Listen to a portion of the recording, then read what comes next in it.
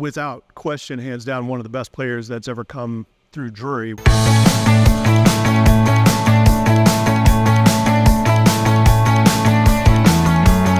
Chris Mortellaro came to Drury from Houston, Texas in the fall of 2000. The 6'8" lanky big man entered college as a project with major upside. He ended his career as a 6'10" offensive juggernaut who to this day is likely still the most versatile big man in Panthers basketball history. He was an absolute matchup nightmare for another team to try to guard because he was 20 plus years ahead of his time. When you think about where the game is now and the way players play, 20 plus years ago, Chris was 6'10", running the floor, handling the ball like a guard would, and that was what made him so difficult to guard because he was agile and his skills were good enough that he could take the ball out onto the perimeter or square up to the basket and make a move on a defender one-on-one. There really just wasn't any good way to guard him unless you had a player that was taller, stronger, and quicker than him, which no one had. He still ranks 14th on the all-time scoring list. He's 11th in career rebounds, ended his career with a single-season scoring record, and to this day, he's still number 1 in single-season and single-game free throws made. He was all in.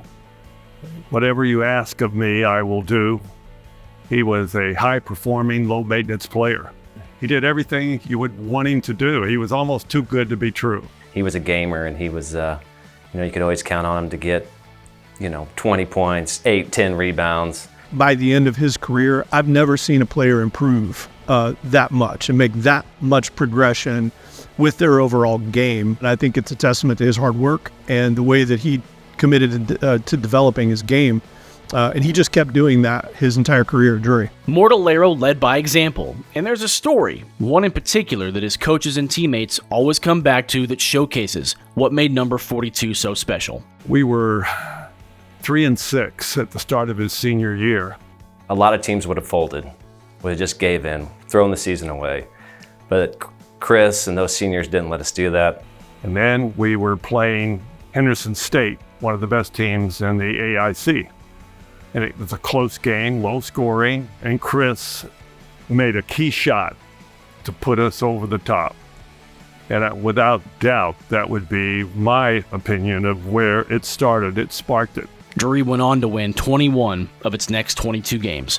Mortellaro led the Panthers to the Sweet 16 that season, the program's deepest finish at the time at the NCAA Division II level. He was all about winning. He understood what he could do for the team, and he was willing to give up some things that he had aspirations to go on and play at a higher level, and yet he was still willing to play team ball to help his team win, and there's not a lot of players in today's world that would be willing to accept that. Mortellaro finished his career as a 2-time All-American and 2-time Heartland Conference Player of the Year. He'd already be in the Hall of Fame if it weren't for those aspirations Coach Stanfield mentioned, because he also owns the DU record for longest professional career overseas. The guy's had an unbelievable professional career spanning more than 20 years, which again I think is proof positive as how good a player he was and is. On the court, he was the perfect combination of versatility, intelligence, and determination, with all the numbers and records to back it up. And today, Chris Mortellaro becomes the latest Panthers basketball alumni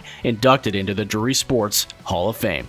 Chris, on behalf of Drury Athletics, your teammates, your coaches, I know your family is awfully proud of you. All the fans that cheered for you year after year are just delighted. Congratulations on being inducted into this prestigious Hall of Fame.